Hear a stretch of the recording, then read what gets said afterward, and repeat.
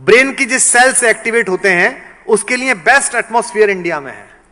इसलिए वो क्या कह रहे हैं आपसे, स्कूलों में से मैथमेटिक्स हटा दीजिए।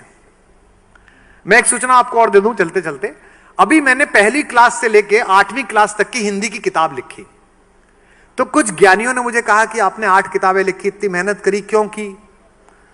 इससे तो आप कोई और किताब लिखते, रॉयल्टी में 5 करोड़ 10 करोड़ रुपए मिलते, इसमें तो कुछ मिलेगा नहीं, स्कूलों में भेजेंगे इनको। मैंने इसलिए वो किताबें तैयार की और इसलिए लिखी कि मैं किताब देख रहा था, बच्चे को कविता सिखाई जा रही थी, 10 साल की छोकरी लिए आम की टोकरी। Have you heard that? देती नहीं आम है, बताती नहीं दाम है।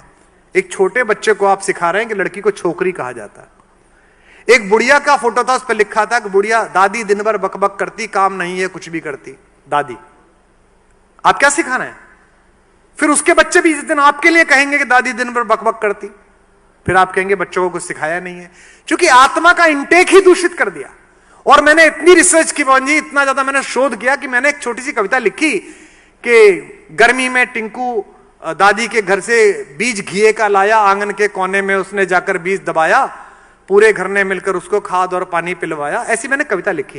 रात को सोचे सोचते मैंने सोचा ये तो गलत लिख दिया, दादी कैसे लिख दिया? अगर टिंकू दादी के घर गर्मियों की छुट्टी में जा रहा है, इसका मतलब दादी कहीं और रहती है और टिंकू मम्मी पापा के साथ कहीं और रहता है, ये तो गलत संदेश है।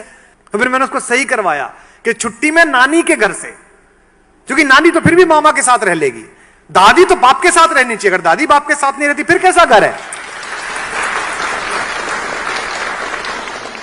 मुझे पता नहीं कितने स्कूल इसे स्वीकार करेंगे, कितनी जगह जाएगी, लेकिन मैंने उस प्रकाशक को कहा है कि मैं समाजशास्त्र की भी लिखूंगा, संस्कृत की भी लिखूंगा, इंग्लिश की भी लिखूंगा, 8वीं तक की तो लिख ही सकता हूं। और उसमें विशेष रूप से मनोवैज्ञानिकों का परामर्श लिया कि क्या लिखा जाना चाहिए, क्या क्या इसमें चित्र बनने चाहिए, क्योंकि हमारे बचपन से ही हमारी जवानियां प्रभावित हैं और हमारी जवानियों से हमारे बुढ़ापे प्रभावित हैं।